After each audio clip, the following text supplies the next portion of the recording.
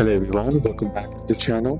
Hope you are doing well and fine, and in today's video I'll be showing you how to apply for DNB bank account online as a newcomer to Norway. So without wasting any time, let's just jump right on the video and make sure to watch this video till the end and follow the steps as well. In order to apply for DNB bank account online as newcomer to Norway, what you need to do first is you should have passport, Norwegian phone number, Norwegian address, email address, and tax identification number. The next is to simply head over and open up a browser. Then on the search bar type in DNB bank.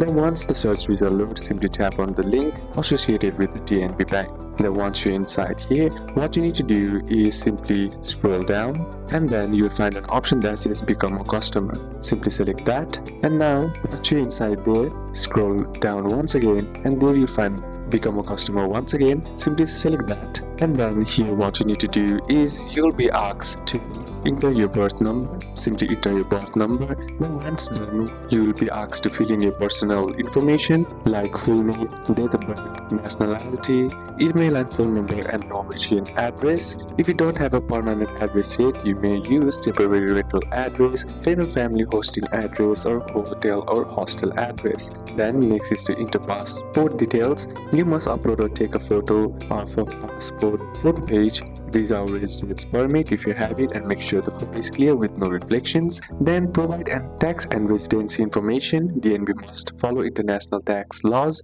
They will ask home country tax identification number, your current residence status in Norway, if you pay tax in other country. Choose the simple answers and continue. Then next is to select the account type. Newcomers usually choose everyday account. This is your normal spending account, and optional are bank card, visa, debit, savings account, and pick the basis if you are unsure. Then lastly, confirm and submit. You'll receive a confirmation email, possibly a request for additional documents and instructions for identity verification. So these are a couple of steps that you can apply, and that's it for today's video, guys. Hope this video was useful to you. Leave a like if it did, comment down any questions that you have, and see you soon on the next one.